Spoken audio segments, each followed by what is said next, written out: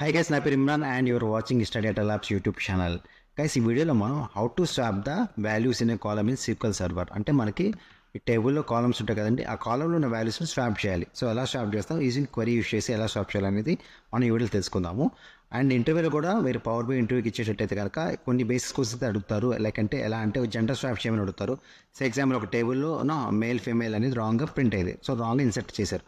So దీన్ని swap చేయమంటారు. So male ఉన్న చోట ఫీమేల్ చోట మేల్ని స్వాప్ చేయమంటారు. సో అలా క్వరీ రాస్తే అడుగుతారు. సో 2 వేస్గా మనం దీని మీద మనం వర్క్ చేద్దామండి. దాని తర్వాత డెమోలు మీకు ఈజీగా అర్థమైంది. సో ముందుగా రిక్వైర్మెంట్ ఏంటో చూద్దాం, దాని తర్వాత డెమోకి వెళ్ళిపోదాం. Okay, so requirement here is ఇది డిపార్ట్మెంట్ కాలంలో if it is dev it should print QA. So QA ఉన్న చోట మళ్ళీ డెవ్ ప్రింట్ అవ్వాలి. సో దిస్ మై రిక్వైర్ అంటే ఇక్కడ 2 కండిషన్స్ చెక్ చేయాలి.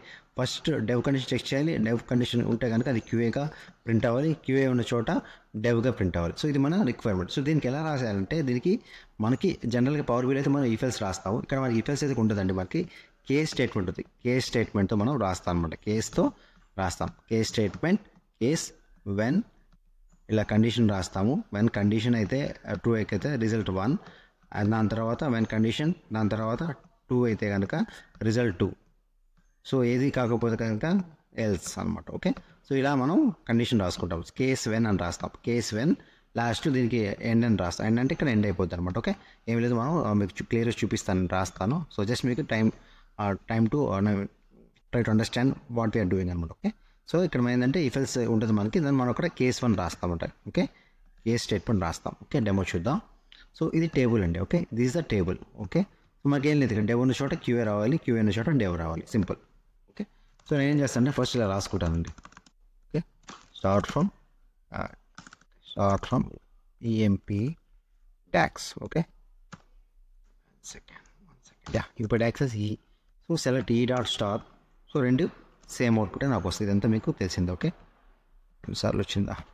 Okay, select E dot star from employee tax, మనకి సేమ్ థింగ్ వస్తుంది మనకి. సో ఇప్పుడు ఏం చేస్తామంటే సో కేస్ రాస్తాను. కేస్ స్టేట్మెంట్ కేస్ వెన్ ఏం కాలము department. Okay, department is equal to dev అయితే కనుక you should print me, then you should print me QA. It is dev, then you should print me QA. Okay, మళ్ళీ ఇక్కడతో ఒక condition ఏది అయిపోయింది, మళ్ళీ ఇంకో కండిషన్ ఉండాలి. ఇంకో కండిషన్ ఏంటి, if it is QA then should print dev. When okay department is equal to QA then should print dev, అంతే. ఓకే, సో ప్రింట్ చేసాక ఎండ్ ఇచ్చేసేయండి. ఓకేనా, ఎండ్ ఇచ్చేసేయండి, ఇనఫ్. సో దీనికి ఒక కాలం ఇద్దాం, అండ్ యాజ్ స్వాపింగ్. ఓకే, ఇక్కడ చూడండి ఏమవుతుందో మనకి. ఇట్లా నేను ఎగ్జిక్యూట్ చేస్తానండి. సో ఇక్కడ చూడండి ఏమైంది, డెవ్ ఉన్న చోట క్యూఏ వచ్చింది, క్యూఏ ఉన్న చోట డెవ్ వచ్చేసింది. చూడండి, సో ఇట్లా మనం స్వాప్ చేసామన్నమాట. సో మనకి ఇంటర్వ్యూలు ఎలా అడుగుతారంటే మనకి జెండర్ స్వాప్ చేయమంటారు. సో జెండర్ స్వాప్ ఎలా చేయాలంటే సో ఎగ్జాంపుల్ ఒక టేబుల్ ఆల్రెడీ క్రియేట్ చేశాను. Select star from swap the second let me refresh చేసండి. Select star from swap refresh. Okay, somewhere I have created the table.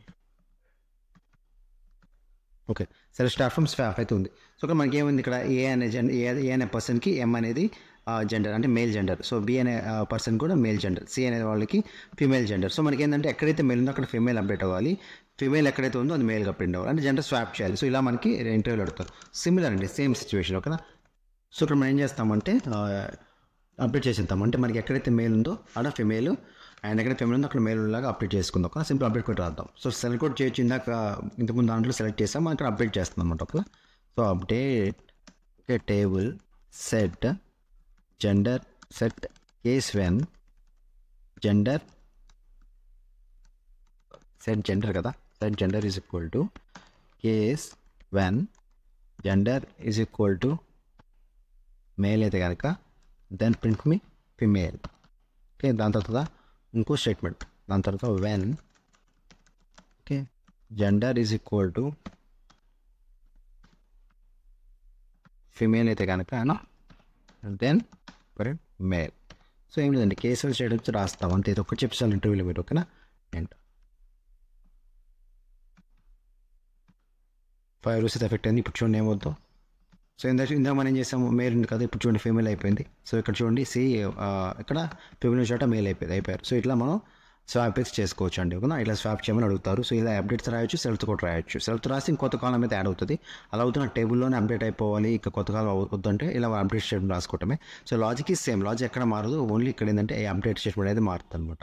So ఇలా జెండర్ని swap చేసుకోవచ్చు అండి. ఓకేనా, compulsory ఇంటర్వ్యూలో అడుగుతుంటారు జెండర్ స్వాప్ అంటే మీరు కేస్ 1 స్టేట్మెంట్ అని చెప్పండి చాలు. ఓకేనా.